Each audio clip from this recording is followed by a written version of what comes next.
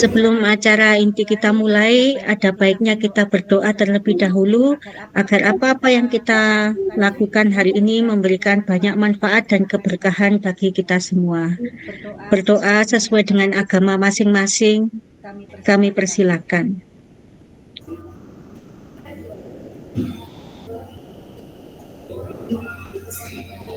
Selesai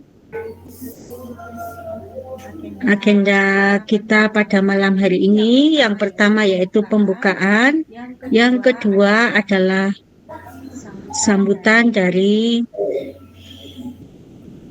Bapak Fasilitator Guru Penggerak Pak Edi Susilo. Berikutnya materi pembuka yang akan disampaikan oleh Bapak Puji Cahyo Buwana. Berikutnya adalah materi yang akan saya sampaikan tentang budaya positif yang khusus ada di SMK Negeri 3 Batu. Baiklah, karena kita sudah 18.34, kita mulai agenda yang pertama, yaitu sambutan yang akan disampaikan oleh Bapak Fasilitator kami dari PGP Angkatan 11, kelas 144A dan B dari Kota Batu. Yang terhormat Bapak Edi Susilo, kami persilakan. Mohon share screen-nya ditutup. Terima kasih Bu Lim. Bentar.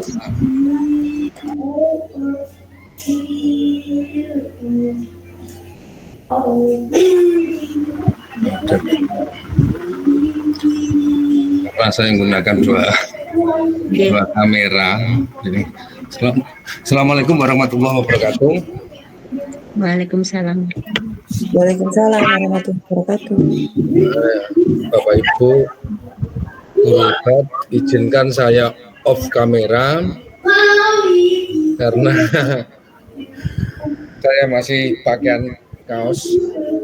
Yang kami hormati Bapak Kepala Sekolah SMK 3 Batu ya Bu Im ya. Rekan fasilitator sama-sama angkatan 11. Salam sehat, salam bahagia Pak. Dapat Kalimantan, kami dari Bengkulu, salam kenal. Salam Bapak sehat, Ibu, salam bahagia. hebat yang ada di ruangan virtual ini. Seperti apa yang disampaikan oleh Bu Im, bahwa pada malam hari ini adalah kegiatan berbagi praktek baik tentang budaya positif yang dilaksanakan di sekolahnya, karena bisa dilaksanakan secara virtual ataupun secara tatap muka. Jadi hari ini Bu Im melaksanakan kegiatan ini dengan tatap maya, tidak mengurangi makna apa tatap maya atau tatap nyata. Semuanya itu esensinya adalah bagaimana Bu Im mengimbaskan kepada rekan-rekan setidaknya di komunitas belajarnya untuk melakukan budaya positif yang sudah dipelajari pada modul 1.4 yang akan didiseminasikan pada malam hari ini. Mudah-mudahan tetap semangat Bu Im. Jadi terima kasih untuk rekan-rekan 144 yang sudah 90% menyelesaikan tugas modul 1.4. Jadi mungkin itu saja Bu Im dari saya. Pokoknya semangat, tidak ada yang tidak bisa, tidak ada yang ya, intinya kita itu berbagi, tidak ada yang salah dan tidak ada yang benar. Yang salah itu yang tidak mengerjakan. Itu saja dari saya. Terima kasih. Assalamualaikum warahmatullahi wabarakatuh. Waalaikumsalam warahmatullahi wabarakatuh. Terima kasih saya sampaikan kepada Bapak Edi, fasilitator kami. Selamat datang saya ucapkan kepada Pak Kolik. Perkenalkan, ini ada Pak Edi. Waalaikumsalam. Ada Pak Edi Susilo. Beliau adalah fasilitator saya di Guru Penggerak. Ada fasilitator, ada pengajar praktik. Kalau PP-nya Bu Ida yang sering ke sekolah. Pak Kolik sudah hafal betul itu. Dan rekan-rekan yang kali ini berkesempatan hadir bukan hanya dari sekolah kita, Pak, dari beberapa yang Alhamdulillah hari ini hadir untuk sama-sama berdiskusi tentang bagaimana melaksanakan budaya positif di sekolah kita. Nanti biar dapat masukan dari sekolah-sekolah yang lain juga. Berikutnya Pak Puji mohon izin Pak Kolik sampun rawuh. Urutannya berikutnya Pak Kolik terlebih dahulu. Mohon perkenan Pak Kolik menyampaikan arahan untuk kegiatan yang akan kami lakukan hari ini. Monggo. Silakan. Ya, matur nuwun Bu Im. Bismillahirrahmanirrahim. Assalamualaikum warahmatullahi wabarakatuh. Waalaikumsalam warahmatullahi wabarakatuh. Nyuwun sewu Pak Mada. Plus dulu Pak ya, Pak Mada. Yang saya hormati Pak Edi Susilo SPD selaku fasilitator guru penggerak BPGB Jatim. Sekaligus beliaunya ini pendekarnya ini Bapak Ibu. Yang kami hormati Pak Puji Cahyo Buana selaku pengawas pembina kami.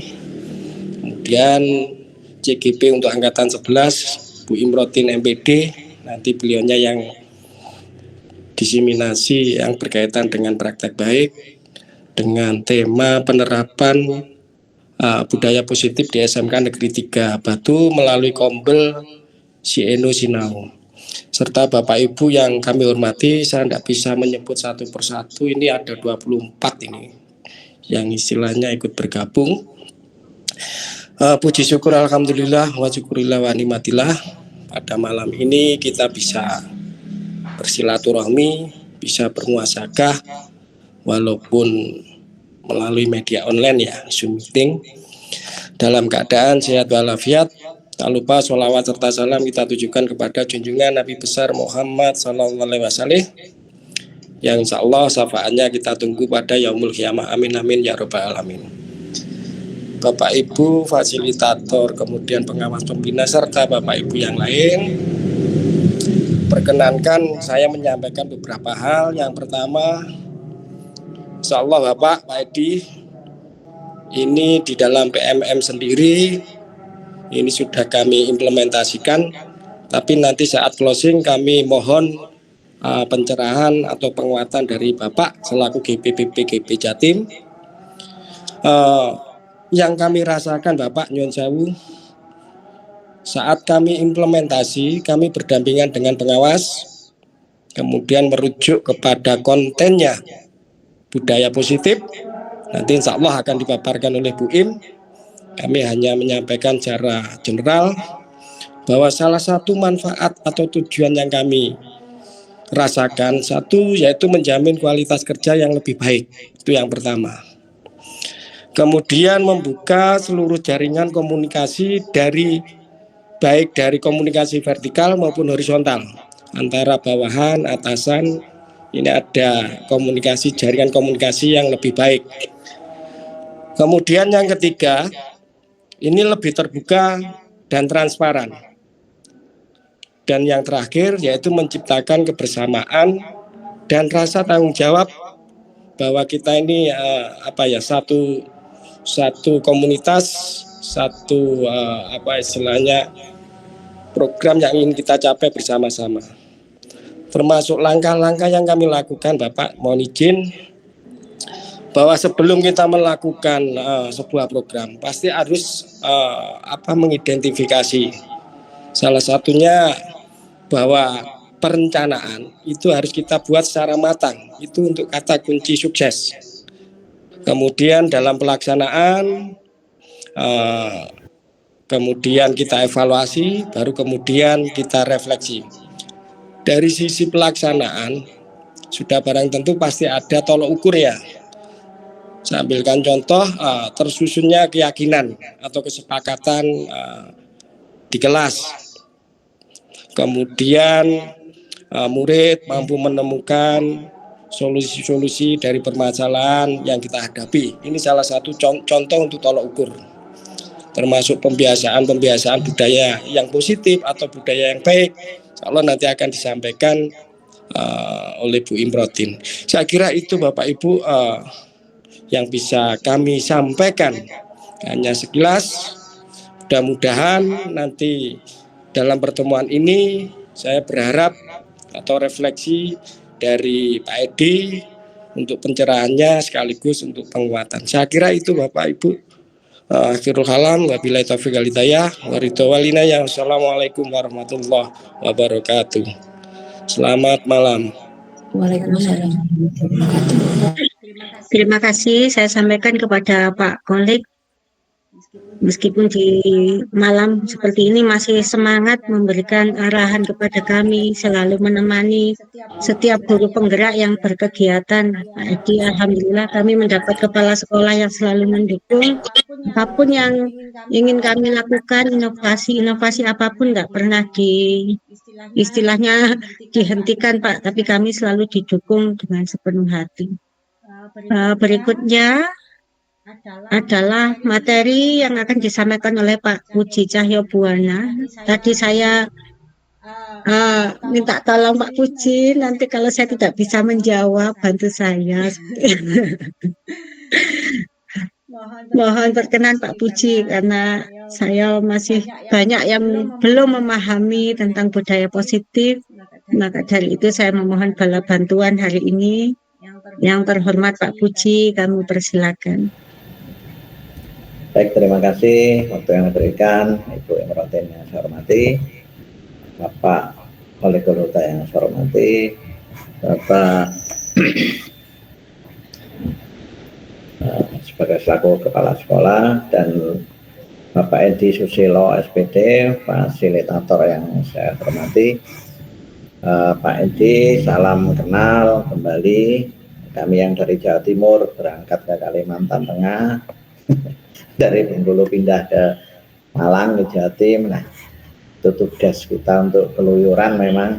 Ya, alhamdulillahirabbil alamin. Alhamdulillah wa syukurillah. Asyhadu an la ilaha illallah wahdahu la syarikalah wa asyhadu anna Muhammadan abduhu wa rasuluhu la nabiyya ba'dah. Salam dan bahagia Bapak Ibu semua.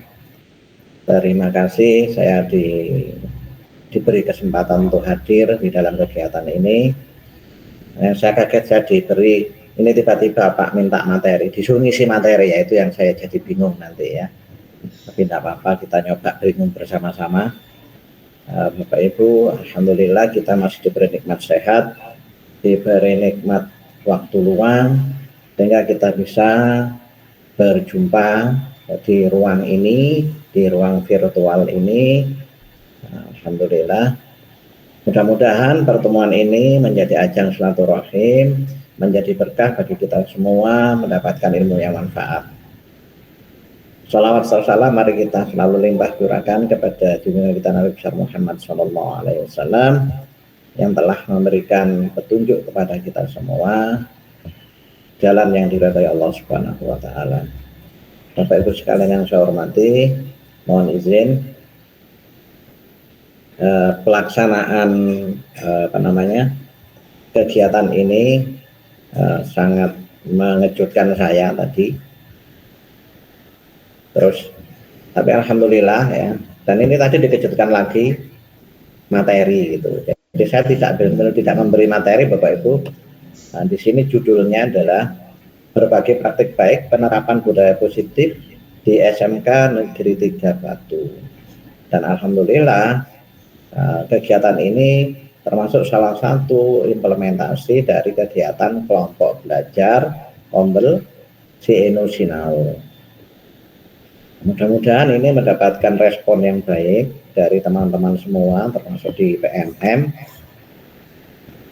Kalau ini memang menjadi besar, maka Cieno Sinau pun mendapatkan efek yang besar.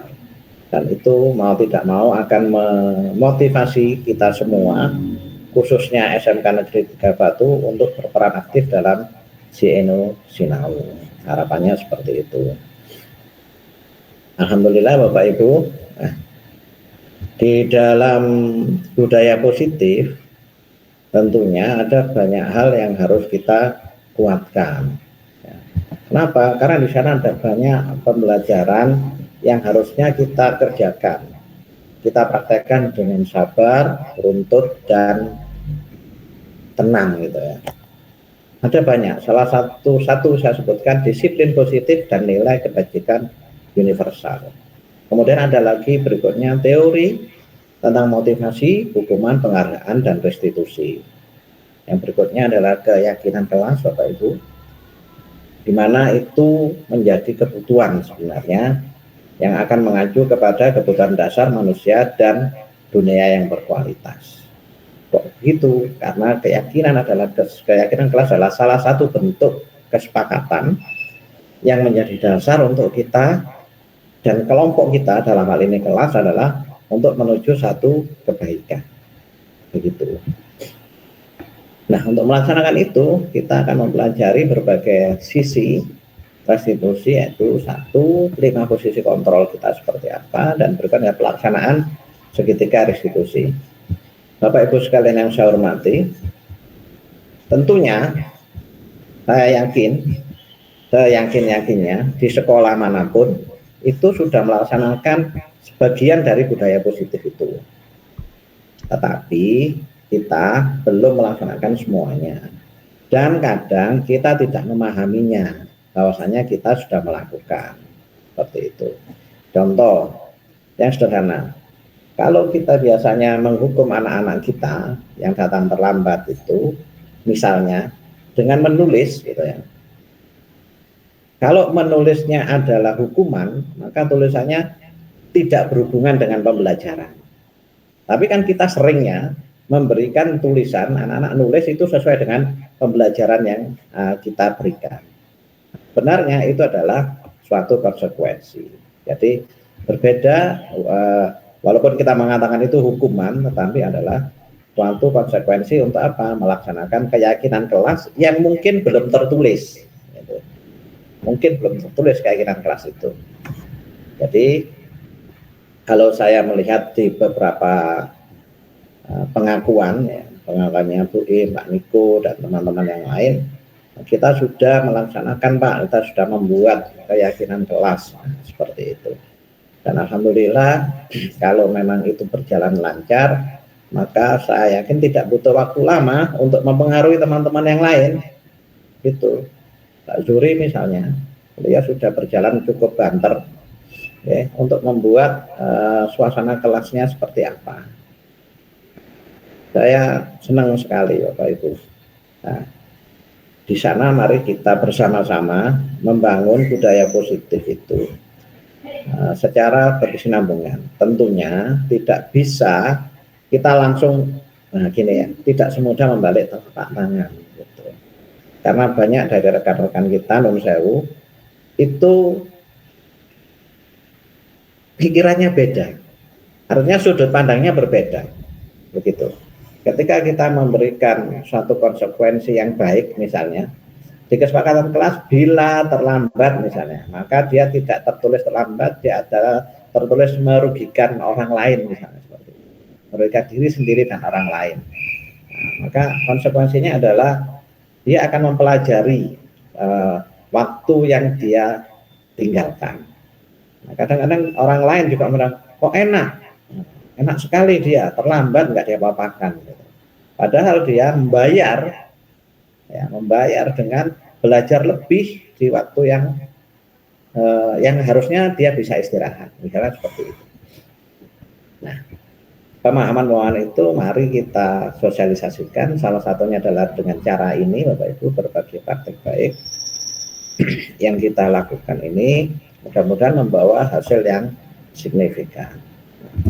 Begitu harapannya Bapak Ibu semua, sehingga semua dimulai dari kelas kita yang kecil naik ke sekolah kita, kemudian kita tularkan kepada sekolah-sekolah yang lain di kelompok belajar yang lebih besar di MGMP misalnya, yang MGMP Mapel antar sekolah dan seterusnya, sehingga akan dimulai dari kita, dimulai dari yang kecil maka akan membawa perubahan positif yang baik, yang lebih besar. Begitu pembukaannya Bu Im. Saya mohon maaf kalau ada sesuatu yang kurang, dan semua saya kembalikan. Terima kasih, mohon maaf. Assalamualaikum warahmatullahi wabarakatuh. Waalaikumsalam warahmatullahi wabarakatuh. Terima kasih Pak Puji untuk sudah membuka cakrawala kami terlebih dahulu tentang apa sih yang dimaksud dengan budaya positif itu seperti apa. Yang intinya tadi kita mulai dari hal yang kecil, dari diri kita dulu, ke kelas, kemudian sekolah, kemudian ke lingkup yang lebih luas lagi. Berikutnya kita ke menu utama hari ini. Sepertinya saya sedang akan menggarami lautan setelah ini. Sudah banyak suhu di sini. Mungkin apa yang saya sampaikan setelah ini sudah banyak diketahui teman-teman, dan apalagi kita sudah pernah, kalau Pak Puji ingat, kita sudah pernah melakukan praktik baik juga disiplin positif waktu itu di bulan Februari Pak Puji ya. Ya saya juga pematerinya waktu itu, maka tapi tidak ada salahnya apa yang sudah lalu mungkin sudah dilupakan oleh Bapak Ibu. Hari ini kita akan menyegarkan kembali apa-apa yang sudah pernah kita laksanakan di sekolah kita. Waktu itu saya mungkin tidak terlalu banyak teori karena saya belum mengikuti pendidikan guru penggerak. Namun setelah saya mengikuti sampai di modul 1 sudah banyak hal baru yang saya temukan Bapak Ibu. Jadi mungkin saya generasi pertama di sekolah kami di SMK 3 yang ikut pendidikan guru penggerak bersama Pak Zuri. Sejauh ini kami memang kalau ada hal-hal baru seperti disiplin positif itu langsung mencari di PMM atau mencari di Google. Namun ternyata di pendidikan guru penggerak saya mendapat hal yang lebih dalam lagi terkait apa sih yang dimaksud dengan budaya positif dan apa yang diharapkan setelahnya. Jadi teman-teman, saya juga mengharapkan setelah ini jika ada angkatan 12 dan angkatan-angkatan berikutnya, tentu saya berharap rekan-rekan banyak yang ikut juga dalam pendidikan guru penggerak ini. Terus terang saya meskipun masih modul 1 itu banyak hal gitu, banyak hal mindset saya terkait dengan penerapan disiplin, mindset saya bagaimana cara mendidik anak itu juga lebih banyak lagi, wawasannya lebih banyak lagi, apalagi kalau ada sesi berbagi dengan sekolah-sekolah lain, kita jadi tahu seperti itu. Baiklah Bapak Ibu, hari ini topik yang akan saya bahas adalah budaya positif yang kami terapkan di SMK Negeri 3 Batu. Berikutnya Pak Niko. Nah, sebelum kita memulai sesi materi, ada kesepakatan yang perlu kita ikuti bersama ya Bapak Ibu. Yang pertama, saat sesi diskusi nanti Bapak Ibu mohon untuk menghidupkan kamera, namun saat materi seperti ini diperkenankan untuk off-cam. Kedua, menggunakan ikon angkat tangan saat hendak bertanya, biar tidak semuanya bersuara nanti bergantian, atau bisa bertanya melalui chat. Yang ketiga, aktif mengikuti kegiatan. Yang keempat, saling menghargai. Misalkan nanti ada pendapat yang kurang berkenan, kita tetap saling menghargai dan tidak memperdebatkannya lebih jauh lagi. Berikutnya Pak Niko. Nah, Bapak Ibu, ada satu hal yang sangat menarik di modul 1 ini yang kemudian juga sudah saya ulas dan saya tulis, kemudian saya unggah di Kompasiana. Pertanyaan yang pertama, apakah ada ucapan atau sikap guru yang membekas hingga saat ini? Bapak Ibu bisa menjawab di kolom chat Apakah ada ucapan atau sikap guru yang ketika SD atau SMP atau SMA yang sampai sekarang masih Bapak Ibu ingat, baik ucapannya negatif maupun positif? Misalkan dulu zaman guru SD ada yang bilang kamu bodoh misalkan, atau kamu lemot, kamu tidak bisa apa-apa gitu. Ada ya Bapak Ibu ya? Coba diingat lagi, tahun berapa Anda mengalami itu? Saya secara pribadi pernah mengalami hal yang sangat menyakitkan itu ketika SMP, terkait dengan sikap salah satu guru. Nah, SMP itu berarti saya usia sekitar 14 atau 15 ya waktu itu. Jadi sudah 20 berapa ya? 20 tahun lebih, 25 tahun yang lalu. 25 tahun yang lalu ucapan guru itu masih saja membekas di pikiran saya. Dan sering juga masih terngiang-ngiang ketika ada seorang yang bilang kamu pembuat keributan, kamu bodoh misalkan itu. Ada juga yang bilang percuma juara 1 kalau tidak bisa menjawab pertanyaan mudah seperti ini. Bapak Ibu pasti pernah mengalami hal-hal seperti itu. Ada juga hal-hal positif, misalkan, oh kamu hebat ya, kamu luar biasa, kamu pasti bisa meraih cita-cita, pasti juga membekas di pikiran kita. Seberapa lama itu? Nah, berdasarkan itu, saya kemudian membaca sebuah riset yang menunjukkan ternyata luka yang dialami akibat ucapan seseorang itu sama halnya dengan luka trauma operasi di kepala kita. Misalkan ada operasi saraf, kemudian ada bedah di otak. Sama, lukanya sama seperti yang dirasakan ketika seseorang mengatakan hal yang buruk tentang kita. Jadi bisa disimpulkan bahwa apabila kita membicarakan hal yang negatif kepada seseorang anak, murid kita, misalkan bicara kamu bodoh, luka itu akan disimpannya dalam jangka waktu yang sangat lama. Sama seperti yang kita alami waktu kita sekolah dulu. Berikutnya Pak Niko. Pak Niko slide selanjutnya. Baik.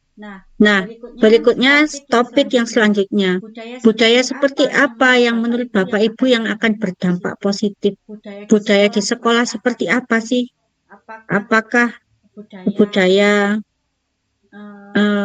yang bicara halus, ataukah yang disiplin, ataukah budaya-budaya lain yang sesuai dengan kearifan lokal kita yang perlu kita wujudkan dan bagaimana cara mewujudkannya? Berikutnya, sebelum kita mengarah kepada bagaimana kita mempelajari budaya positif, kita perlu merunut dulu apa itu pengertian dari pendidikan.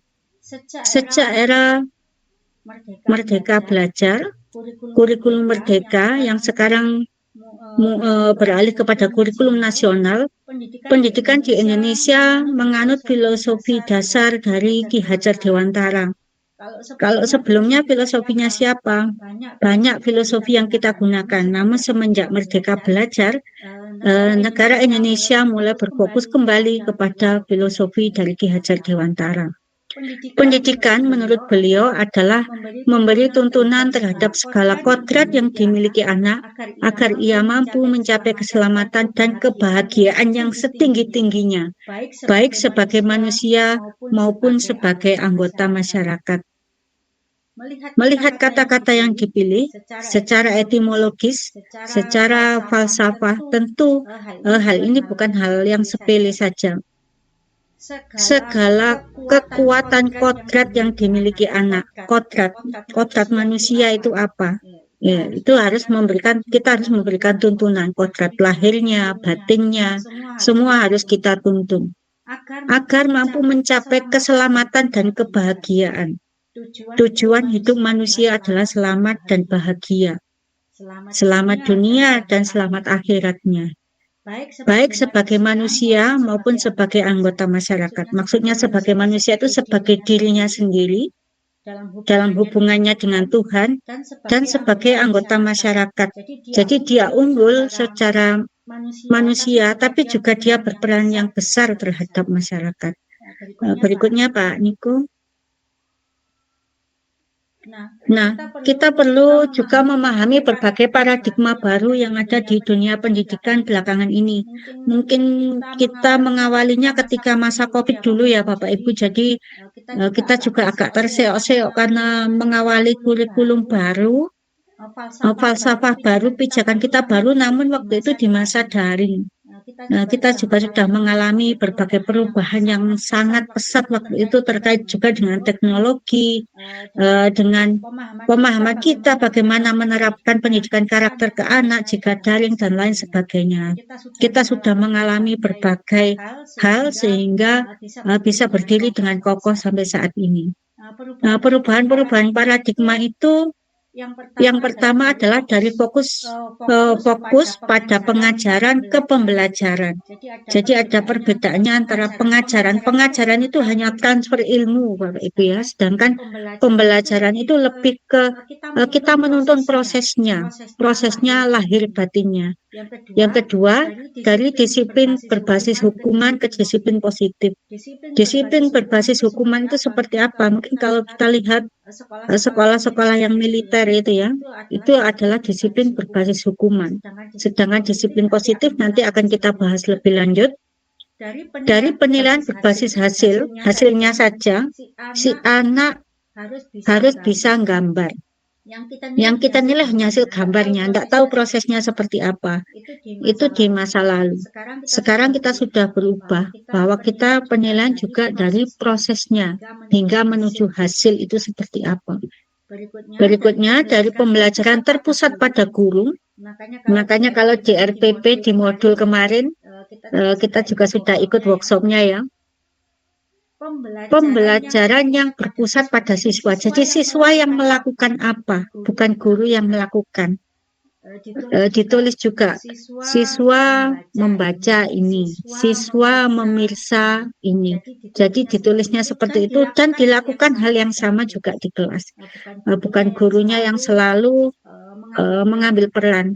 Tentu hal ini sesuai dengan level pendidikannya. Kita kalau di SMK hal ini sudah biasa. Mungkin nanti agak sedikit kesulitan kalau di SD kelas rendah atau di SD lah ya, SD TK itu saya kira memang masih banyak yang terpusat pada guru, tergantung level-levelnya sendiri.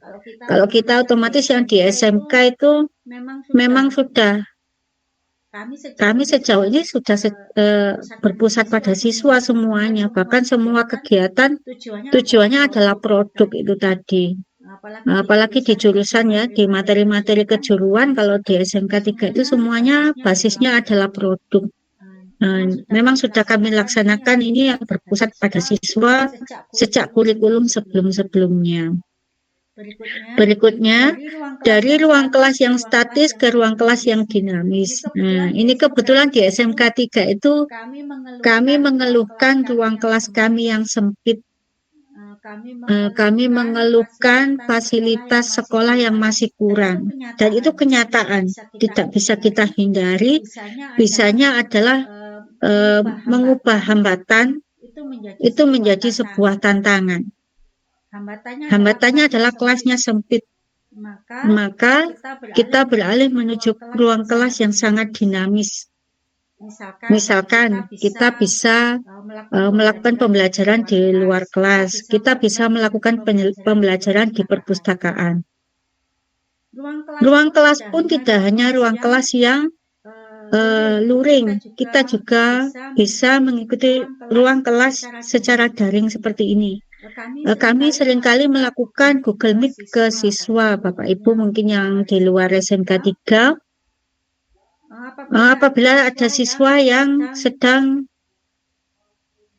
proses produksi di luar, sedang membuat film beberapa hari atau bahkan minggu begitu ya, kita terkadang melakukan pembelajaran melalui Google Meet. semacam ini dengan siswa, kita bisa konsultasi apapun melalui Google Meet.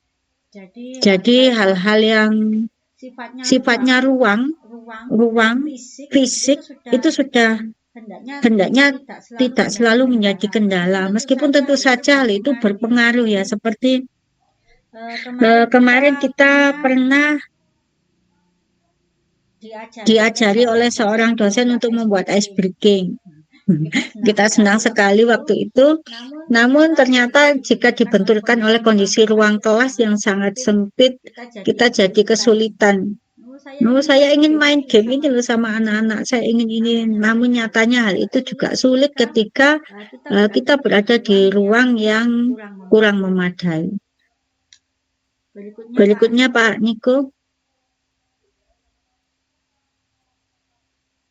Nah, mungkin Bapak Ibu ada yang bertanya-tanya apa yang dimaksud dengan budaya positif.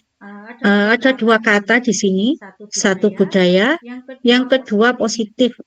Budaya itu sudah ada, kata budaya itu sudah mengakar sejak lama. Sebenarnya ada 7 nilai kebudayaan kalau menurut Clifford Geertz itu ya, mulai dari agama, pendidikan, kesenian, bahasa, dan lain-lain. Itu banyak.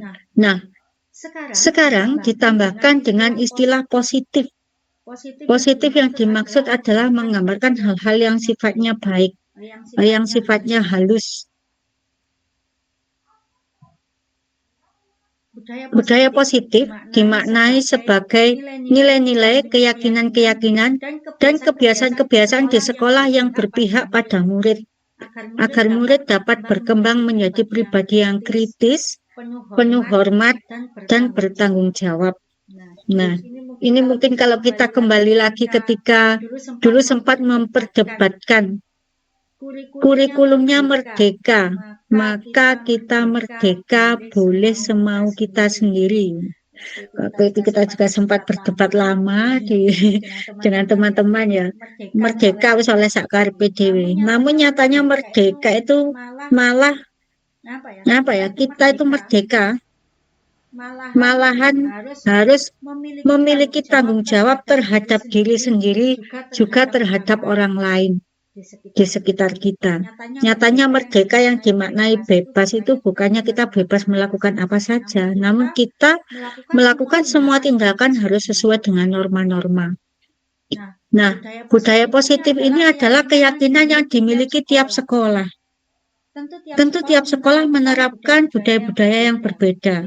Kita tidak bisa menyamakan. Kemarin kebetulan yang satu kelas sama saya itu ada yang dari Al-Iza, ada juga yang dari SMA Selamat Pagi, ada yang dari SD. Nah, kami asik sekali berbicara tentang budaya positif ini. Karena kita menerapkan hal yang berbeda-beda. Seperti di Al-Iza itu karena sekolah boarding. Sekolah boarding istilahnya pondok. Tentu menerapkan budaya yang berbeda dengan kita yang ada di SMK negeri. SMK negeri pun berbeda lagi dengan SMA swasta. Kita memiliki budaya yang berbeda. Namun kenyataannya tidak ada nilai-nilai budaya itu yang kemudian salah. Oh, itu yang dilakukan sekolah A salah, sekolah B salah, sekolah C. Tidak demikian Bapak Ibu. Kita memiliki nilai keyakinan masing-masing sekolah. Saya yakin semua sekolah menerapkan hal-hal yang positif. Tidak ada satupun sekolah yang menerapkan tidak disiplin, tidak usah tanggung jawab, abai terhadap tugas. Saya yakin tidak ada yang seperti itu.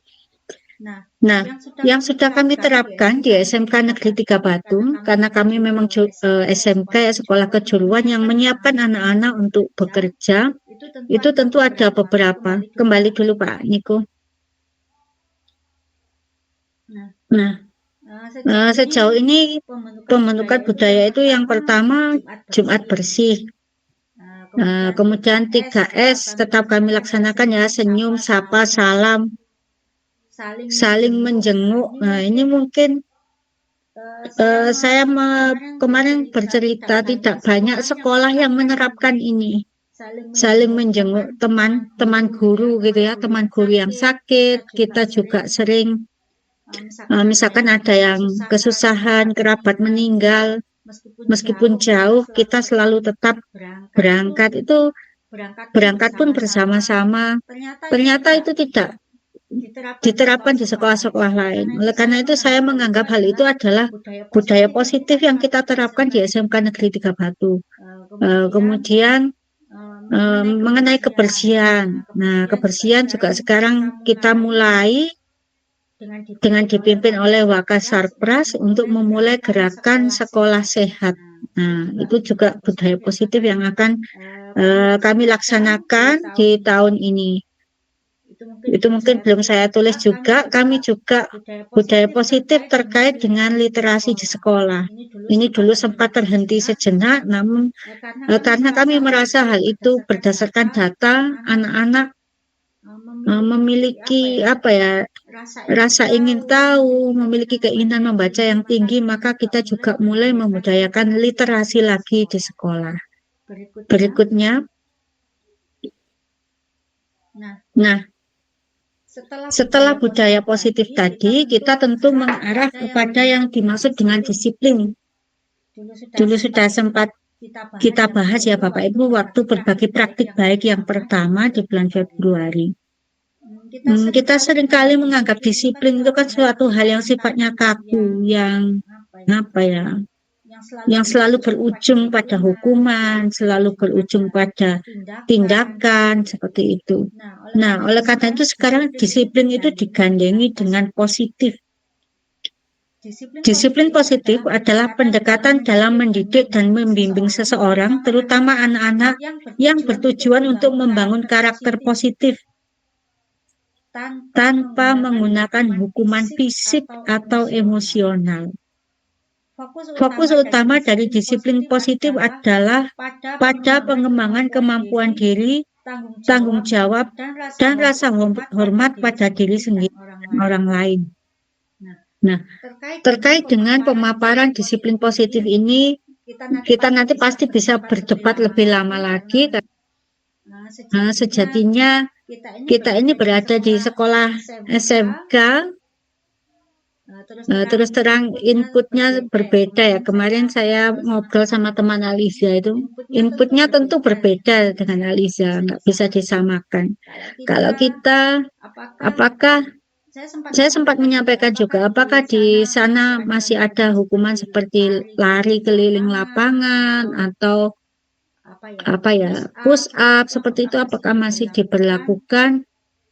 Kalau di sana memang tidak diberlakukan Bapak Ibu, karena memang kita inputnya juga berbeda. Murid-murid kita sebagian besar yang laki-laki juga seperti itu.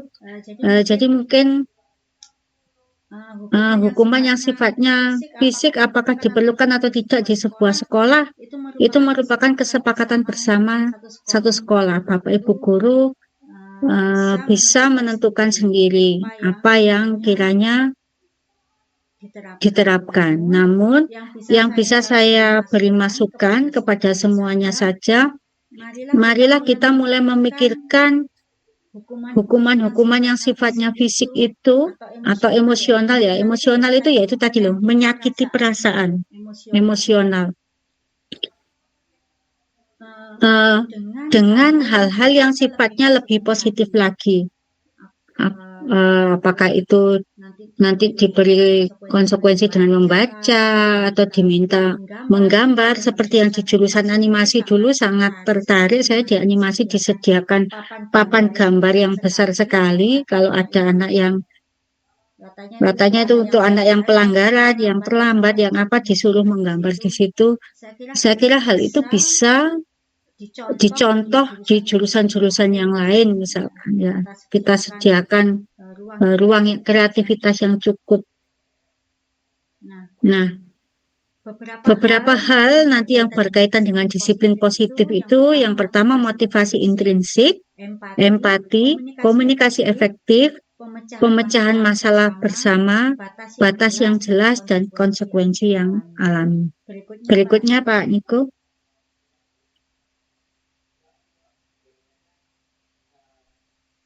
Nah, sebelum kita menentukan apa hukuman yang tepat, apa konsekuensi yang tepat, bagaimana kita mendisiplinkan seorang anak. Marilah kita mengkaji lebih dulu terdapat beberapa kebutuhan dasar manusia. Ini dimiliki oleh semua manusia, oleh semua usia, baik yang baru lahir hingga yang sudah tua, pun dimiliki oleh kita-kita ini. Yang pertama adalah kebutuhan untuk bertahan hidup. Nah, Bapak Ibu, kita kan sering ya, kadang anak-anak itu mengeluh, Bu saya haus, apa saya boleh minum? Nah, minum itu kebutuhan, salah satu kebutuhan dasar. Boleh tidak ya? Nah, nanti kita akan bisa mendiskusikan hal ini lagi. Kebutuhan bertahan hidup. Kemudian, misalkan si anak tidak memiliki seragam, atau si anak sepatunya tidak hitam. Apakah kira-kira nanti sepatunya dilepas berbahaya tidak ya untuk si anak? Padahal dia butuh sepatu agar kakinya baik-baik saja misalkan. Nah, nanti bisa kita bahas lebih lanjut di sesi diskusi. Berikutnya, kebutuhan dasar manusia itu adalah kebutuhan kasih sayang dan rasa diterima. Nah, kita yang di SMK itu sudah sering kali mengalami hal ini. Berdasarkan pengamatan dan omongan obrolan kami di ruang guru itu seringkali, anak ini istilahnya bandel, anak ini istilahnya ngisruh di kelas. Ternyata karena si anak hanya ingin diperhatikan. Setelah ditelusuri, biasanya anak-anak yang semacam ini itu di rumah dia kurang mendapatkan perhatian yang cukup dari orang tuanya. Akhirnya membuat gara-gara di kelas. Tujuannya ternyata agar dia lebih diperhatikan lagi. Merasa diperhatikan oleh guru itu tentu bagi anak-anak yang kurang perhatian itu sangat menarik gitu. Ternyata masih ada orang yang menyayangi saya. Ternyata guru saya menerima saya. Nah, bisa dibayangkan bukan jika si anak yang notabene bandel tadi di rumah tidak diterima, di kelas juga ditolak oleh gurunya. Pasti dia mengalami rasa yang sangat tidak nyaman sekali. Di mana-mana merasa tidak diterima, hingga akhirnya mungkin mengarah ke hal-hal yang negatif, menjadi anak jalanan karena merasa diterima di sana. Kemudian berkumpul ke pecandu-pecandu narkoba, minum-minuman keras gitu ya, karena dia merasa diterima di sana. Oleh karena itu, jika si anak merasa, Bapak Ibu pasti bisa merasakan lah ya, kita kan sebagai orang tua, anak ini butuh kasih sayang. Oleh karena itu, marilah kita sebagai guru itu lebih menerima anak apapun yang sudah dilakukannya. Kemudian yang ketiga adalah kebutuhan akan kekuasaan dan penguasaan. Kalau kita seringkali melihat anak atau diri kita sendiri ya, kita sendiri itu kan juga kadang membutuhkan sebuah kekuasaan. Di kelas juga, kita inginnya menguasai kelas. Semua anak patuh pada kita, itu pasti. Semua guru inginnya, wah kelas yang mudah ini, semuanya bisa diam, anteng, mengerjakan. Namun hal semacam itu tidak melulu bisa. Karena ternyata anak-anak kan juga punya ini ya, punya kebutuhan akan kekuasaan. Si anak terkadang ingin melakukan, saya ingin tidur di kelas. Nah, berlawanan dengan keinginan kita sebagai seorang guru yang ingin juga menggunakan kekuasaan kita sebagai guru agar anak-anak bisa mengikuti pelajaran dengan baik. Berikutnya, kebutuhan akan kebebasan. Nah, ini yang sering kita guyonkan waktu itu ya. kebutuhan akan kemerdekaan. Semua ingin bebas, semua ingin memiliki kemerdekaan yang hakiki gitu di dalam dirinya. Misalkan anak-anak seringkali bertanya seperti ini, Bu, kenapa kok saya harus potong rambut? Apa mengganggu pelajaran di kelas? Apakah saya bisa bodoh Bu kalau rambut saya panjang ya? Misalkan seperti itu. Nah, hal-hal demikian itu menunjukkan bahwa dia memiliki kebutuhan dasar yang ingin sebuah kebebasan, kebebasan untuk dirinya sendiri. Kita sebagai guru harus punya jawaban yang sangat tepat untuk menjawab hal-hal demikian. Karena kalau tidak, dia akan merasa bahwa kebutuhannya akan kebebasan sudah kita halangi. Berikutnya yang terakhir adalah kebutuhan akan kesenangan. Kebutuhan akan kesenangan ini dimiliki oleh setiap kalangan. Kita pun sebagai guru juga butuh senang-senang ya. Makanya mungkin Pak Kolek mau ngajak rekreasi seperti kemarin. Nah, itu juga untuk memenuhi kebutuhan dasar kita sebagai manusia, sebagai seorang guru. Demikian halnya dengan di kelas Bapak Ibu. Di kelas itu anak-anak juga butuh kesenangan. Coba Bapak Ibu perhatikan ekspresi anak-anak satu persatu. Kita pasti bisa membedakan kok anak yang senang dan tidak di dalam kelas itu seperti apa. Apabila banyak yang tidak senang, maka sebenarnya kitalah yang kurang menyenangkan. Menyenangkan itu tidak harus kita memberikan jajan satu-satu, kita memberikan hadiah satu persatu. Menyenangkan itu adalah bagaimana cara kita memilih metode pembelajaran yang tepat. Menambahkan permainan, menggunakan teknologi yang sekiranya disukai oleh anak-anak. Jadi bukan kita kan mendidik anak sesuai dengan zamannya. Zamannya anak sekarang seperti apa, yang disenangi apa. Oleh karena itu kita sebagai guru harus selalu tahu hal-hal semacam itu. Berikutnya Pak Niko.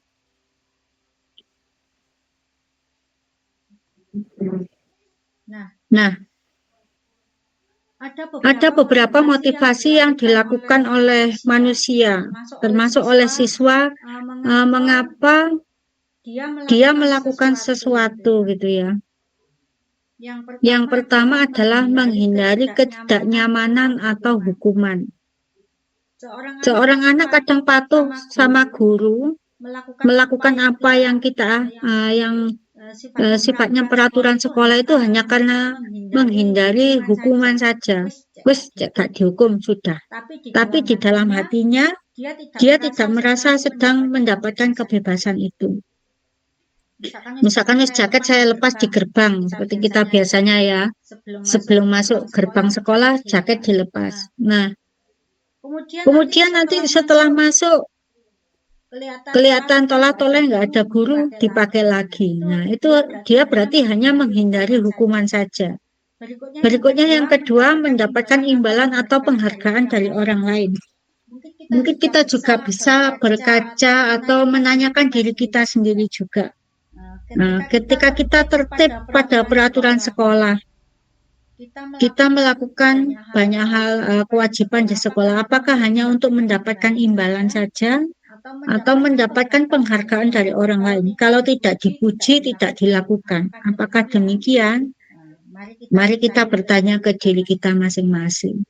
Sedangkan di tataran yang paling tinggi, yaitu menjadi orang yang merdeka, yang mereka inginkan dan menghargai diri sendiri dengan hal-hal yang mereka percaya.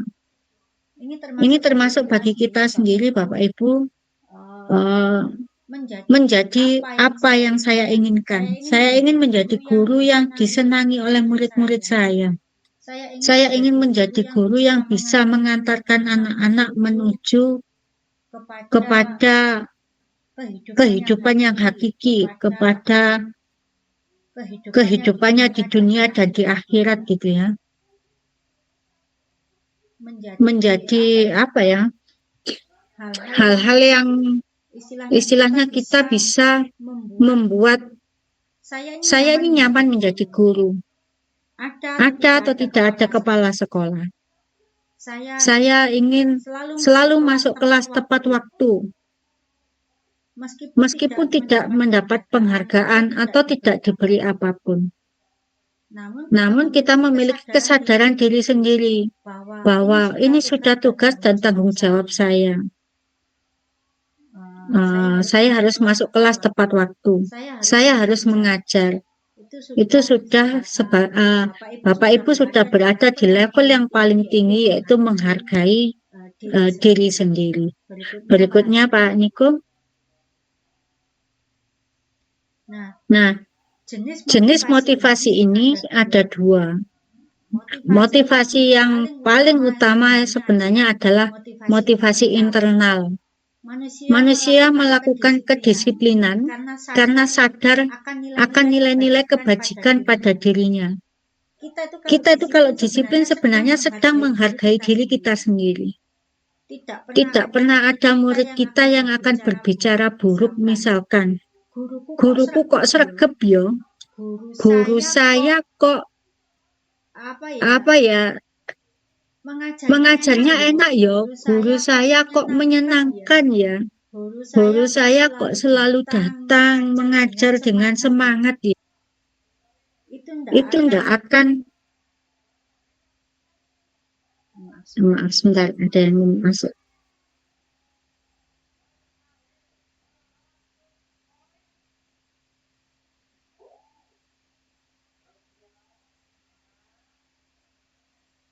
Baik, saya lanjutkan. Ketika kita melakukan hal-hal yang sifatnya disiplin seperti itu, kita mengajar dengan baik, sebenarnya kita itu sedang menghargai diri kita sendiri. Orang-orang juga akan memiliki pandangan yang sama. Kita akan menanamkan hal-hal yang positif di benak anak-anak. Oh, saya kalau bekerja itu harus tepat waktu loh. Saya kalau bekerja itu harus menyenangkan seperti ini. Saya harus semangat. Nah, itu merupakan bagian dari apa yang kita maksud dengan motivasi yang datang secara internal.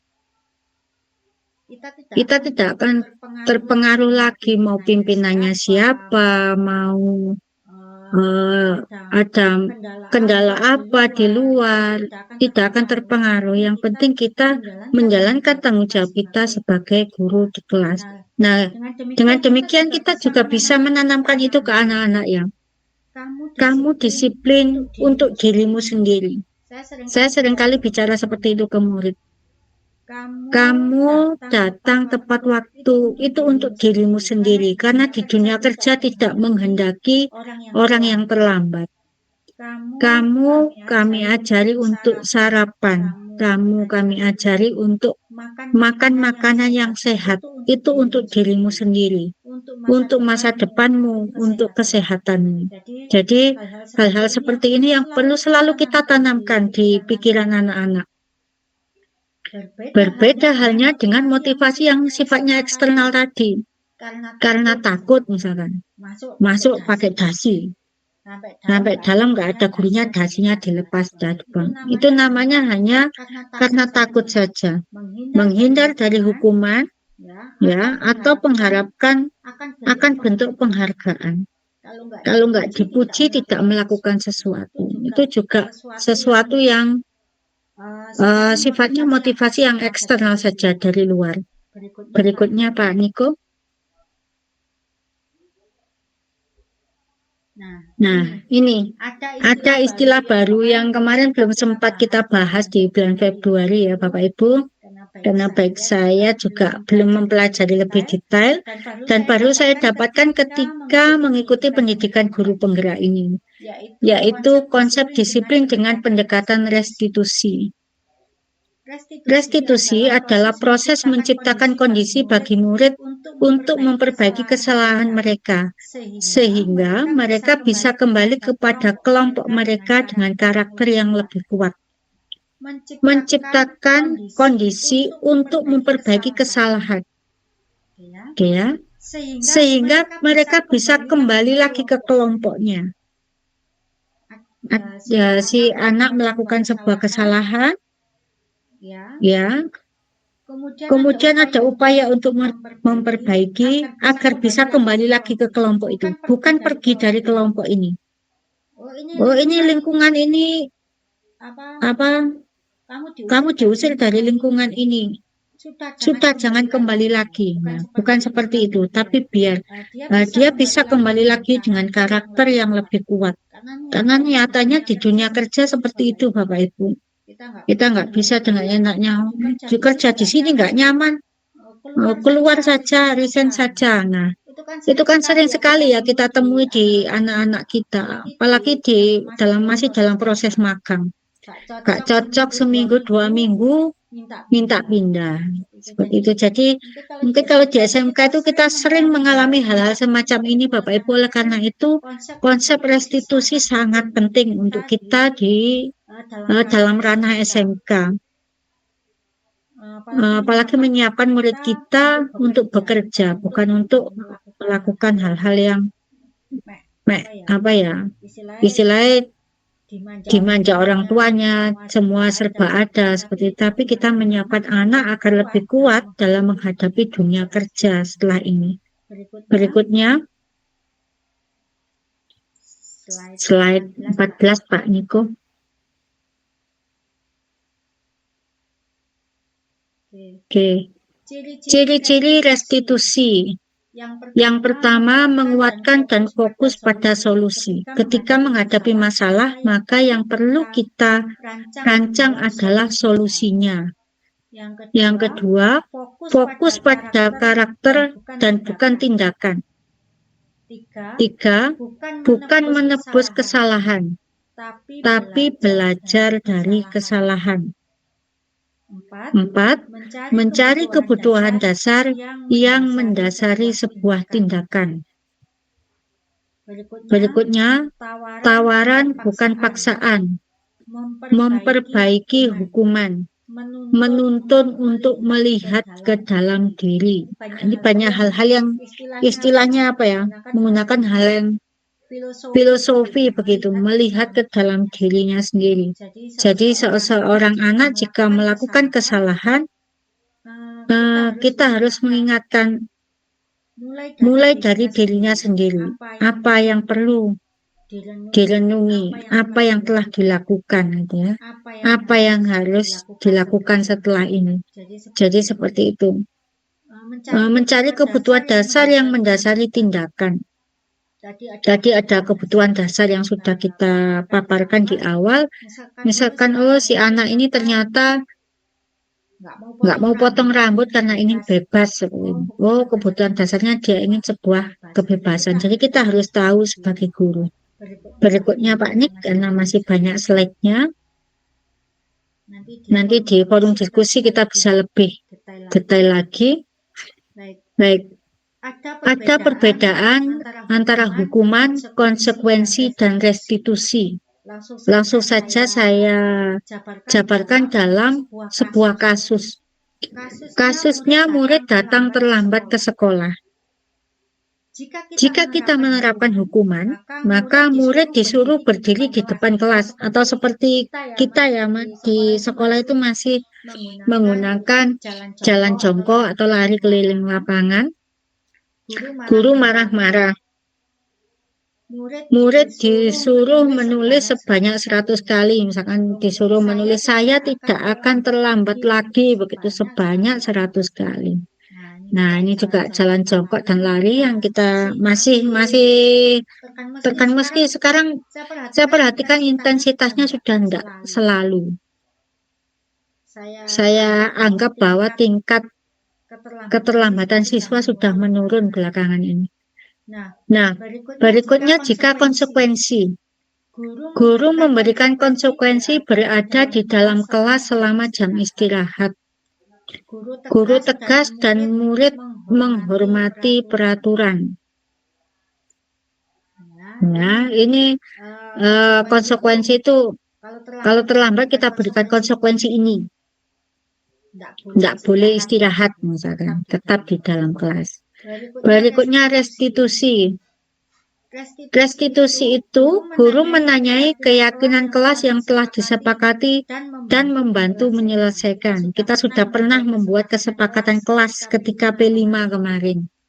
Nanti kita akan mulai lagi untuk kelas 10, Bapak Ibu. Karena kami amati berdasar data, berdasar wawancara juga, berdasar apa yang saya temui di kelas, konsep keyakinan kelas ini sangat baik untuk kita jalankan secara konsisten ke depan. Dengan adanya keyakinan kelas yang kita pasang, kita sepakati bersama, rupanya anak-anak ingat, oh saya tidak boleh melakukan ini, saya tidak boleh tidur di kelas loh, dibaca pasal 2 misalkan. Saya tidak boleh main HP terus saat guru mengajar.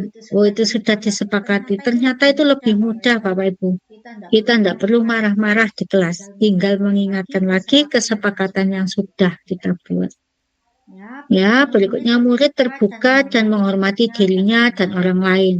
Nah, kalau keyakinan kelas kan kita buat bersama ya. Jadi murid itu lebih terbuka. Saya inginnya seperti ini loh Bu. Kemarin saya membuat kesepakatan awal itu saya pancing dengan minum. Boleh tidak minum di kelas gitu. Jadi anak-anak saling mengemukakan pendapatnya masing-masing hingga berujung pada sebuah kesepakatan boleh minum air putih. Ya, jadi saya mewadahi yang ingin minum saat pelajaran.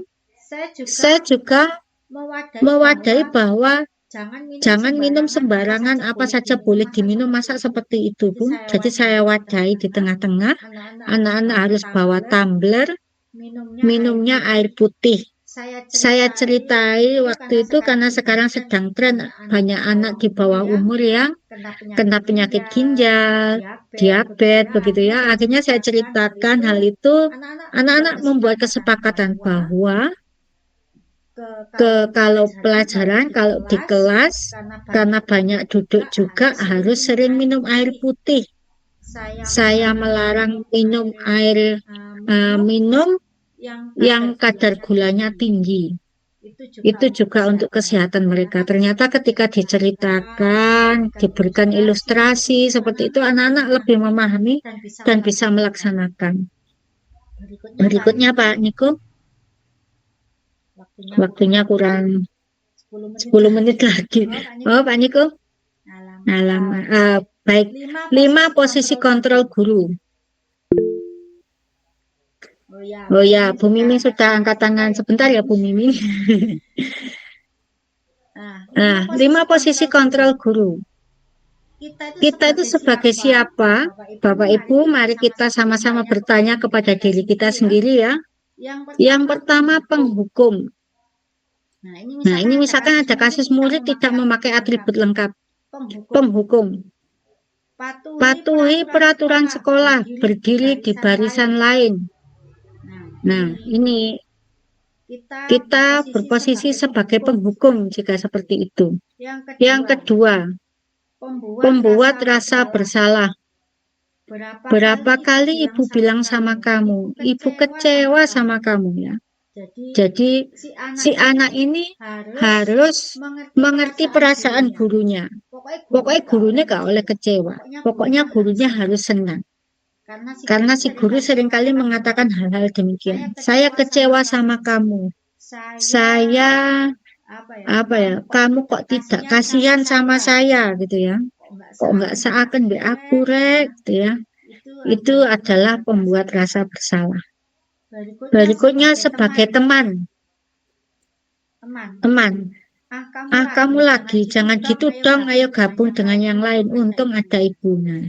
Kita bicara seperti bicara ke temannya. Bapakmu kuwi apa sih, Rek, gitu ya. Saya sering seperti ini Bapak Ibu.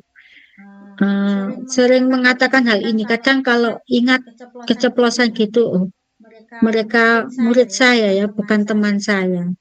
Cuman kalau di luar kelas hal itu masih bisa lah kita toleransi. Hanya saja kalau di dalam kelas saya juga sering keceplosan. Sebenarnya hal itu juga tidak terlalu baik.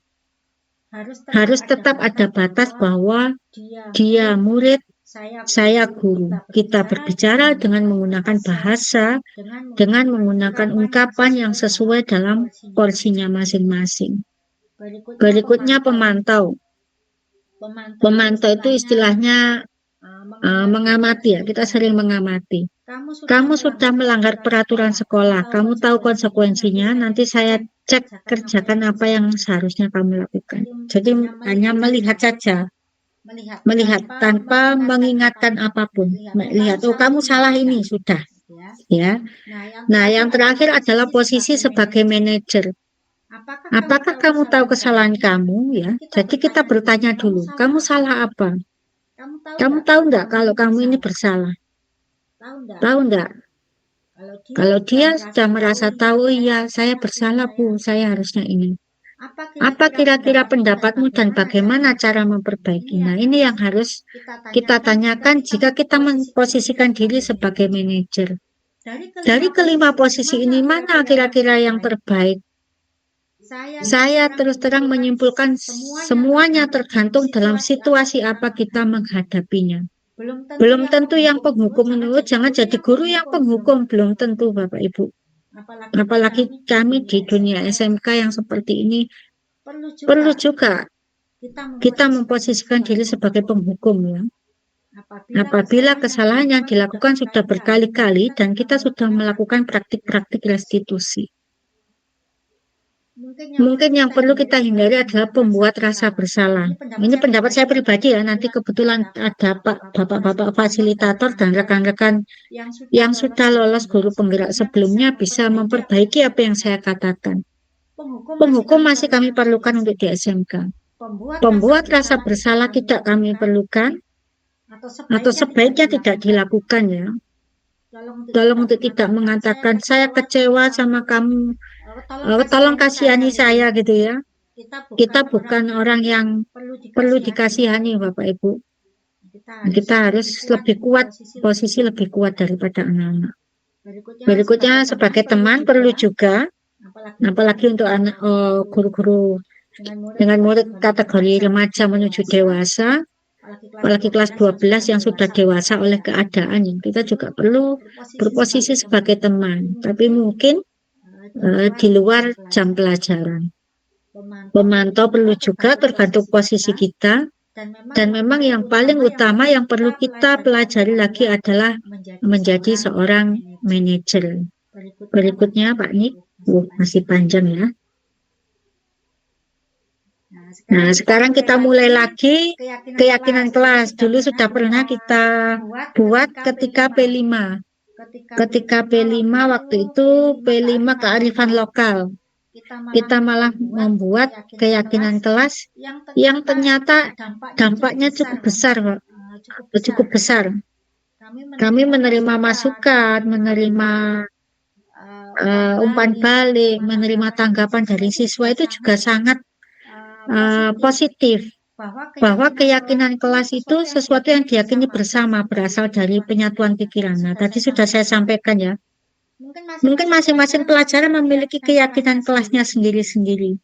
Mungkin masing-masing kelas bersama wali kelasnya memiliki keyakinan kelasnya masing-masing, seperti terkait piket harus seperti apa, yang tidak piket maka konsekuensinya apa, kemudian apa ya, untuk jangan tidur di kelas, harus membawa minuman tadi kalau di pelajaran saya misalkan. Nah, itu juga praktik-praktik keyakinan kelas yang perlu kita obrolkan bersama anak, perlu kita bicarakan, kalau perlu dicatat dan dipasang. Nah, Bapak Ibu yang punya GCR semua ya, Google Classroom, itu juga perlu disematkan di Google Classroom masing-masing peraturan-peraturan di pelajaran kita. Berikutnya Pak Nik, ini kalau keyakinan kelas kita sudah pernah, jadi kita bisa sering ya. Contohnya sudah tidak perlu dibacakan lagi. Lanjut Pak Nik, nanti kita lebih ke segitiga restitusi saja. Nah, ini sekilas ya, sudah pernah kita pembentukan keyakinan kelas. Yang jelas tidak semuanya, meskipun disepakati ini seperti ini, Sepakat satu kelas kita pulangnya minta jam 2:30 Bu. Meskipun semua satu kelas sepakat, termasuk gurunya sepakat misalkan, hal itu juga dilarang, tidak diperkenankan karena melanggar aturan sekolah. Kemudian kami sepakat karena cuaca sedang gerah kita pakai kaos satu kelas Bu, enggak usah pakai seragam alma mater gitu misalkan. Wah, itu juga tidak diperkenankan. Jadi Bapak Ibu tentu yang sudah memahami norma, sudah lebih dewasa dari anak-anak bisa mengarahkan ke hal-hal yang positif. Berikutnya Pak Nik, segitiga restitusi. Nah, segitiga restitusi ini yang pernah kita singgung waktu itu namun belum sempat.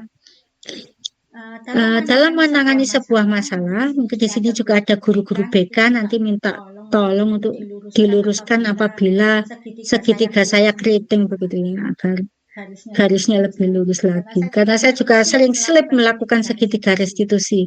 Belakangan saya praktikkan karena ada siswa kami yang bermasalah. Jadi yang pertama adalah menstabilkan identitas. Jika ada anak yang bersalah, maka kita harus menstabilkan dulu identitasnya. Pertanyaan yang sering dilakukan, pernyataan kita biasanya bilang gini, setiap orang pasti pernah melakukan kesalahan. Jadi anak biar stabil dulu ya. Kalau melakukan kesalahan seperti habis bertengkar gitu kan biasanya panas, emosi. Kalau langsung kita marahi, kita teriak-teriak begitu, biasanya tambah panas lagi. Bara kalau ditambah dengan bara tambah meledak ya. Jadi kita stabilkan dulu. Setiap orang pasti pernah melakukan kesalahan. Kamu bukan satu-satunya yang pernah melakukan ini. Saya juga pernah melakukan kesalahan loh dulu, misalkan seperti itu ya. Nah, berikutnya langkah yang kedua adalah kita validasi kebutuhan.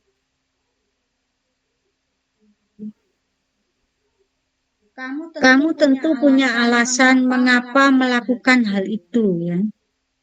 Mengapa? Kamu pasti punya alasan kenapa kok kamu tadi bertengkar ya. Biarkan anak bercerita terlebih dahulu sebelum kita potong semua omongannya. Kita sebagai guru mungkin lebih ahli bicara ya, tapi kita juga sebaiknya memiliki keterampilan menyimak yang baik.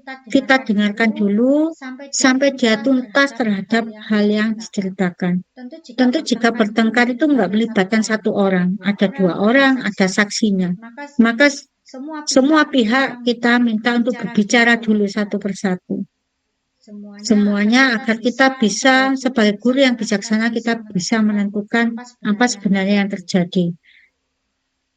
Berikutnya adalah menanyakan keyakinan. Kita harus tahu ya, nilai-nilai apa yang telah kamu sepakati. Di kelas itu kamu sudah punya kesepakatan apa. Kalau kamu tidak mau piket misalkan, kamu tahu kan kalau tidak piket nanti seperti apa, kelasnya jadi seperti apa. Nah, biarkan dia memikirkan hal itu, memikirkan kesalahannya.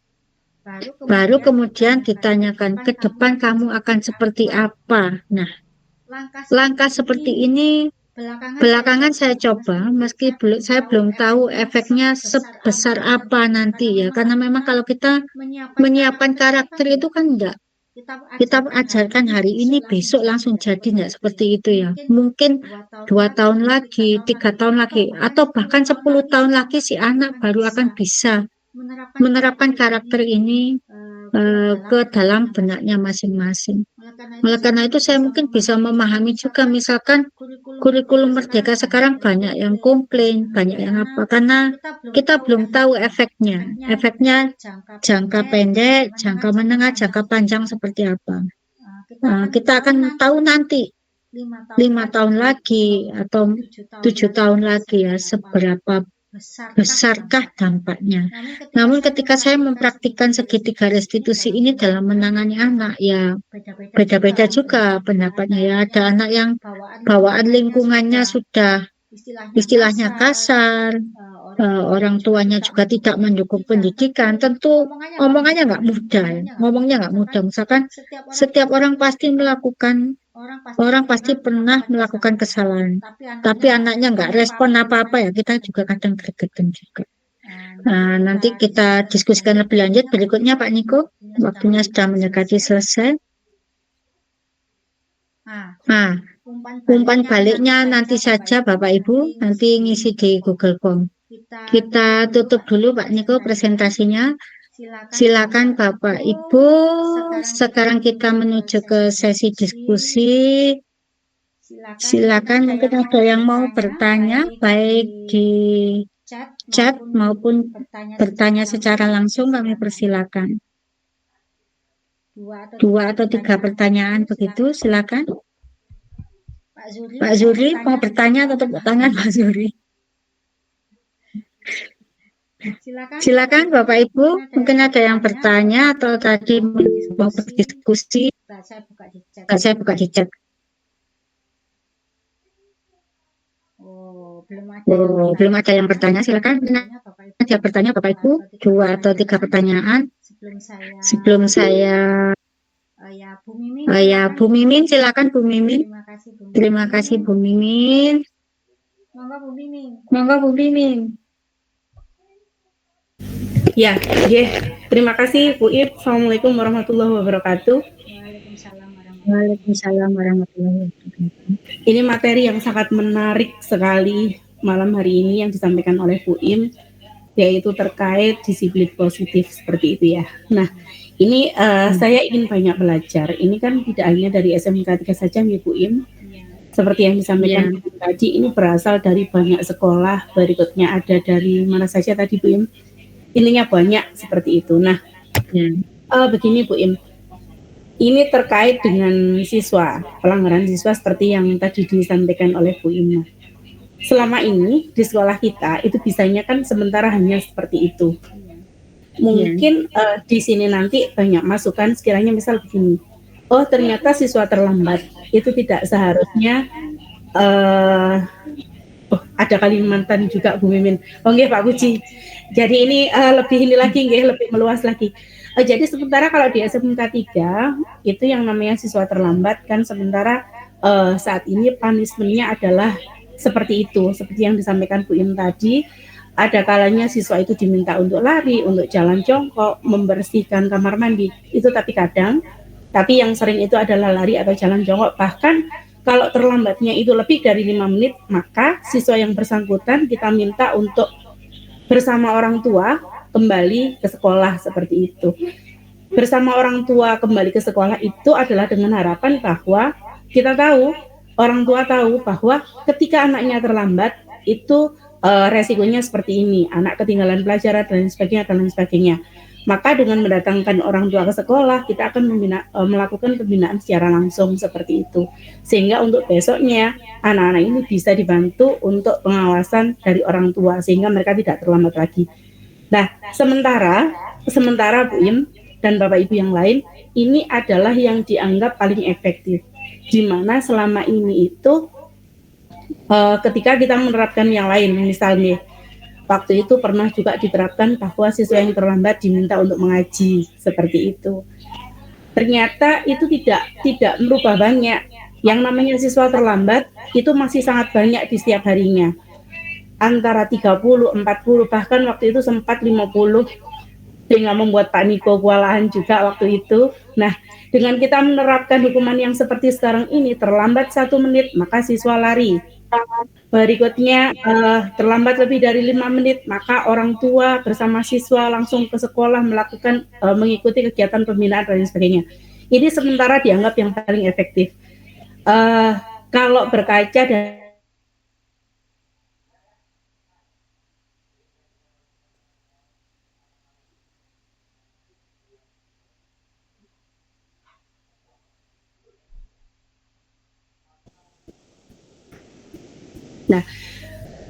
harapannya adalah ini dari ada kesadaran dari siswa untuk tidak melakukan pelanggaran lagi. Nah, yang kami tanyakan di sini adalah bagaimana sih caranya menyadarkan anak-anak. Yang pertama itu ya, bagaimana sih caranya menyadarkan anak-anak bahwa yang namanya terlambat itu ya tidak dibenarkan seperti itu. Yang kedua, kalau hukuman fisik sementara dianggap kurang sesuai, kira-kira nanti seperti apa sih hukuman atau punishment bagi anak-anak yang sekiranya sering terlambat, karena yang terlambat juga anak-anak itu saja, yang sekiranya juga masuk juga bisa diterima dalam disiplin positif ini, seperti itu. Pertanyaannya beribet ya Bapak Ibu. Terima kasih. Itu dari saya. Assalamualaikum warahmatullahi wabarakatuh. Waalaikumsalam warahmatullahi wabarakatuh. Nah, ini mungkin saya juga terus mengamati ya. Cuman saya juga sempat ngobrol di depan anak-anak ini kalau dihukum secara fisik kok malah yang semakin menurun ya, yang terlambat semakin sedikit gitu. Berarti kan masih ada efeknya juga hal-hal semacam ini. Nah, oleh karena itu mari kita diskusi bersama Bapak Ibu. Mungkin kalau ada Bu Happy juga, apakah kiranya hal-hal demikian nanti ada efek apa ya secara psikologis seperti itu ke depan? Atau rekan-rekan dari sekolah lain tentu bisa memberikan masukannya. Mungkin Bu Christine dari SMA Blitar, Pak Andrian dari SMA BSS yang sekolahnya sudah mapan-mapan seperti itu. Kami tolong diberi bocoran ya bagaimana menerangkan sebuah disiplin gitu tanpa istilahnya tanpa kami leren marah-marah gitu Bapak Ibu. Nggih Bu Im. Satu lagi tambahan. Untuk tim di kesiswaan itu kan kita tahu nggih jumlahnya tidak sangat banyak, sehingga kalau untuk mengatasi anak-anak misal dengan treatment tertentu yang membutuhkan waktu panjang, sepertinya kita butuh tenaga lebih di sana, seperti itu. Itu saja Bu Im. Ya, terima kasih Bu Mimin. Kalau mungkin ada yang memberikan saran, kami juga masih meraba-raba hal ini. Mungkin Pak Puji, makanya saya mohon tadi Pak Suhu, Pak Puji untuk bisa memberikan arahan juga terkait ini. Mungkin di sekolah lain seperti apa, apakah hal-hal yang sifatnya hukuman fisik itu masih diterapkan atau tidak ya. Memang saya rasakan kesiswa itu kerjanya berat sekali ya, dari pagi sampai malam sampai pagi lagi gitu. Ada saja saya dengar dari kantor saya itu selalu saja ada siswa yang bermasalah. Dan sering juga yang terlambat ya anak-anak itu saja. Apakah itu kiranya sudah menjadi sebuah karakter? Karena memang kita sudah anak usia segitu ya Bu Mimin ya. Mungkin kalau SD gitu kita masih sering orang tuanya gimana, tapi karena sudah berlarut-larut lama, apakah kiranya itu sudah menjadi sebuah karakter bisa diperbaiki atau tidak. Nah, solusinya ya yang bisa saya tawarkan mungkin ya kolaborasi. Memang kalau satu sekolah ini nggak bekerja sama semuanya, kita nggak akan bisa seperti itu ya. Misalkan dari gerbang anak nggak boleh pakai lipstik, terus di kelas diperbolehkan pakai lipstik, lah itu kerjasamanya otomatis kurang. Maka dari itu Bapak Ibu semua harus melakukan kolaborasi yang bisa diterapkan bersama-sama satu sekolah. Kita harus membicarakan, menyepakati bersama seperti itu. Kalau hanya 1-2 orang, seperti ini kemarin ketika kita berusaha menumpas anak meso ya Bu Mimin ya. Kebetulan anak yang berbicara menggunakan kata-kata makian itu 2 tahun yang lalu cukup meresahkan di sekolah. Entah itu menjadi tren atau apa, ketika anak lepas dari COVID 2 tahun itu langsung berubah menjadi istilahnya liar gitu kalau saya katakan. Nah, ketika kita menumpas itu, kalau tidak setiap guru melakukan, mengingatkan, maka ya berat sekali tugasnya kesiswaan. Pokok ada anak salah langsung kesiswaan gitu. Kalau tidak diatasi di kelasnya dulu Bapak Ibu ya, di kelasnya diatasi dulu. Ada anak bertengkar, atasi dulu di kelas Bapak Ibu. Kalau Bapak Ibu tidak membiarkan jam pelajaran kosong, insya Allah tidak sampai bertengkar di kelas. Jadi kelas harus diatasi terlebih dahulu. Kita semua punya peran yang sama dalam menjadi pemimpin pembelajaran di kelas. Semuanya bisa jadi guru, semuanya bisa jadi bagian kesiswaan, semuanya bisa jadi bagian kurikulum yang membuat modul, semuanya bisa jadi bagian sarpras yang membersihkan kelas. Jadi kita semua kalau memiliki peran seperti itu, meyakinkan diri kita bahwa kita punya tanggung jawab yang sama. Insya Allah semua akan berjalan. Nah, untuk anak-anak yang masih saja seperti itu, diingatkan 1, 2, 3, 4, 5 sudah tidak mengatasi, itulah baru perlunya peran guru BK untuk bisa menuntaskan hal ini.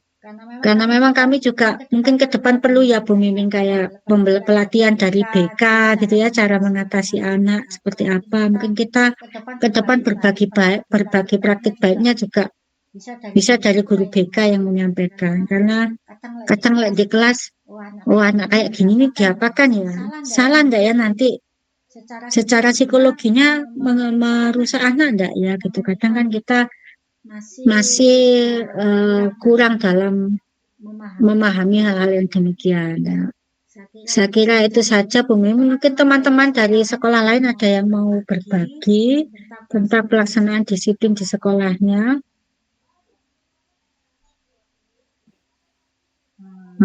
Sebentar.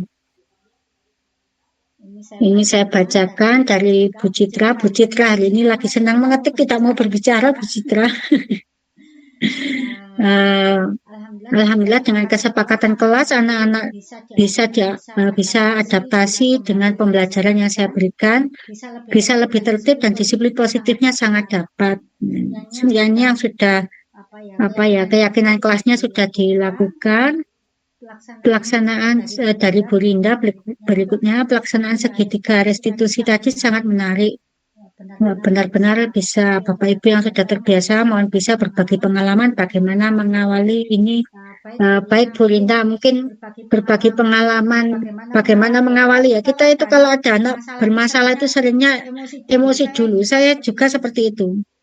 Ada anak terlambat atau kemarin ada kasus di industri gitu, saya pengennya marah dulu, langsung saya tersulut emosi sebenarnya. Cuma kita memang harus belajar menjadi guru yang dewasa ya. Guru yang dewasa itu biasanya diam dulu, tenang dulu, menenangkan diri kita dulu untuk bisa menenangkan murid kita.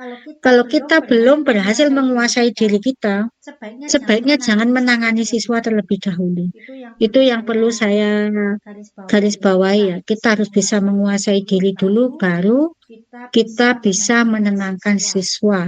Kalau ada anak berkelahi, kita jangan marah dulu. Kalau marah dulu nanti urusannya akan semakin besar.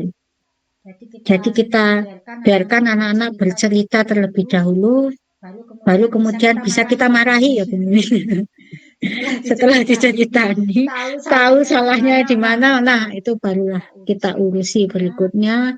Mana yang kamu salah apa yang bisa kamu lakukan, tanggung jawabmu apa terhadap temanmu, itu baru kita lakukan. Jadi memang saya pernah menulis juga di sebuah isi saya itu guru dewasa, guru mulia. Kalau kita sebagai guru sudah dewasa secara pribadi, bisa menguasai diri kita dengan baik ya, kita insya Allah akan bisa membimbing anak-anak dengan lebih baik. Tapi itu juga secara norma saya omongkan seperti ini. Saya sendiri praktiknya juga sulit Bapak Ibu sama. Karena saya kalau marah diam. Jadi kalau anak-anak, kalau saya sudah diam berarti saya sedang marah di kelas. Nah, itu juga tidak baik. Tidak baik loh Bapak Ibu ya. Harusnya saya itu kalau ada permasalahan dibicarakan dengan anak-anak.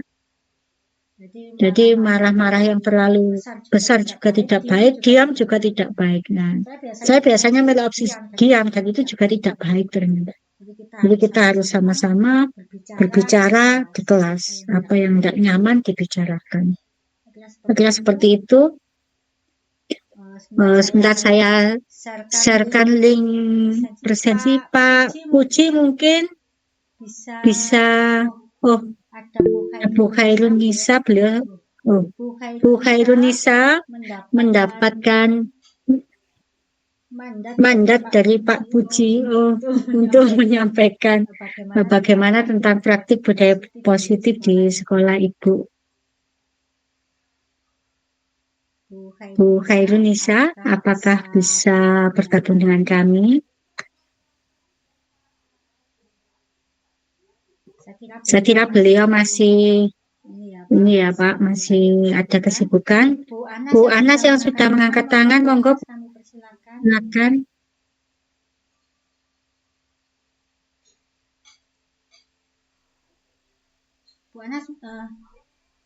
Bu Anas mic-nya masih di mute.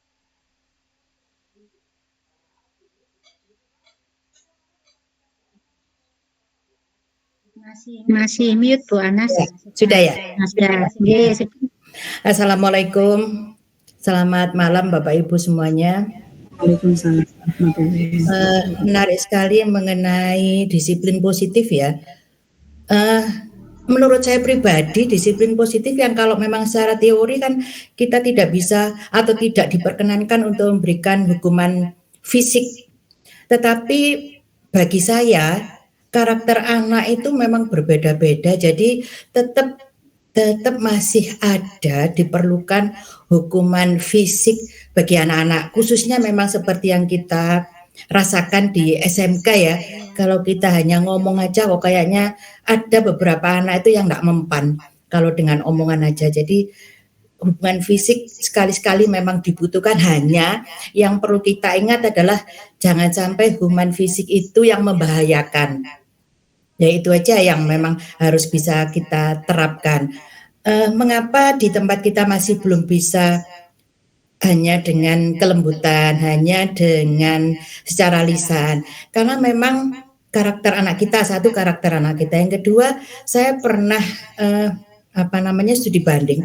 Memang ini di luar ya. Waktu itu ke Singapura. Di sekolah itu sudah menerapkan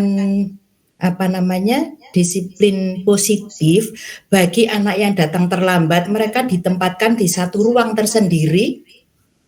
Kemudian mereka memang tidak diperkenankan untuk mengikuti pelajaran. Jadi mereka mengikuti pelajaran di ruang itu bersama-sama dengan teman-temannya yang sama-sama datang terlambat. Karena mereka mempunyai rasa malu, jadi budaya malu memang ada, mereka malu dengan diperlakukan seperti itu. Tetapi saya menjadi tidak yakin kalau itu diterapkan di tempat kita. Apakah anak-anak malu kalau misalnya datang terlambat, diberi ruangan tersendiri, dicampur dengan yang teman-teman datang terlambat. Jangan-jangan mereka malah senang tidak mengikuti pelajaran di sekolah. Oleh karena itu, akhirnya kesimpulannya bahwa sekali-sekali atau perlu bagi beberapa anak memang hukuman fisik diperlakukan bagi mereka. Saya kira itu pendapat saya, Bu Im. Terima kasih atas perhatian Bapak Ibu. Assalamualaikum warahmatullahi wabarakatuh. Waalaikumsalam warahmatullahi wabarakatuh. Terima kasih masukannya Bu Anas.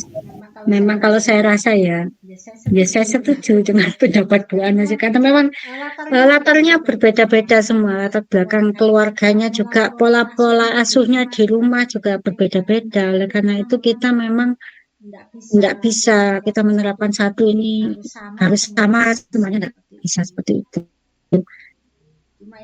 Cuma ini memang secara teori disampaikan demikian, harapannya memang kita punya solusi-solusi gitu ya, solusi agar kita sama ratakan.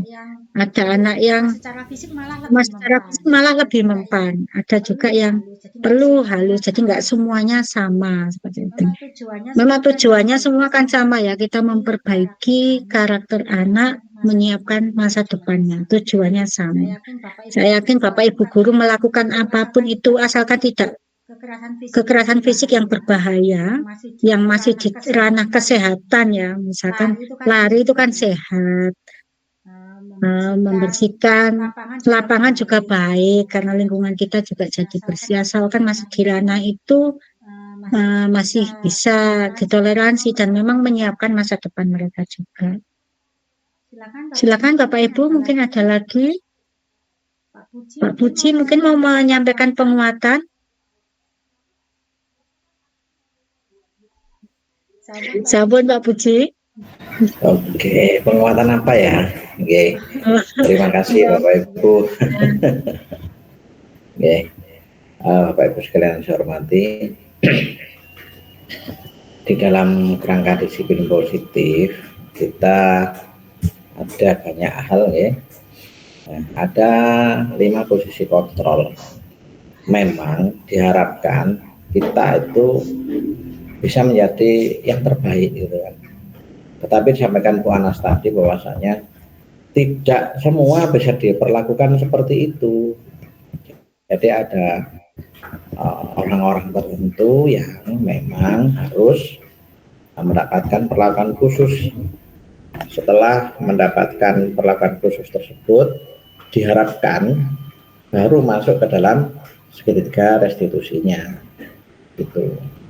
Jadi ada efek jera, baru kemudian dibuat sadar. Kesadaran instruksinya dibangun melalui segitiga restitusi. Kira-kira itu ya. Jadi tidak bisa disampaikan tadi serta-merta kita menggunakan segitiga restitusi. Mungkin kita memang harus perlu pendekatan-pendekatan yang lain. Boleh menjadi penghukum katanya Pak Anas tadi selama tidak berbahaya. Kita boleh seperti itu kalau memang dibutuhkan. Apalagi tadi disampaikan kasusnya ya anaknya itu saja gitu kan. Berarti kan tidak aman untuk orang tersebut gitu. Jadi harus ada perlakuan yang berbeda untuk anak-anak tertentu. Jadi tidak harus kita melaksanakan ini 100%. Itu Bapak Ibu, monggo kalau ada yang menambahkan dari teman-teman Pasuruan atau Kalimantan silakan, saya mohon izin Bu Im, monggo dipanggil mereka boleh. Terima kasih. Kami persilakan untuk rekan-rekan terutama yang di luar lingkup SMK Negeri 3 Batu, karena tujuannya kita hari ini juga diskusi bersama begitu ya. Ini ada masukan dari Bu siapa ini, Bu Bergita, Pak Dede, Pak Fanto mungkin. Silakan Bapak Ibu, mungkin ada masukan lagi. Kalau kiranya sudah tidak ada masukan, Bapak Ibu mohon perkenan untuk mengisi umpan balik yang linknya sudah kami sematkan di pesan. Sertifikat seperti biasa akan kami sampaikan setelah kegiatan. 2 atau 3 hari setelah kegiatan Bapak Ibu, tentunya yang telah mengisi umpan balik karena datanya kami dapatkan dari situ.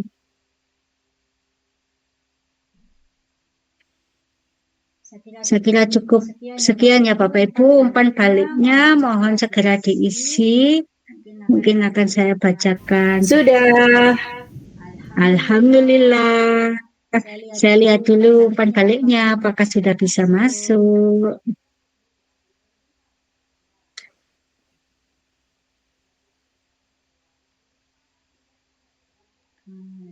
Saya kira sudah.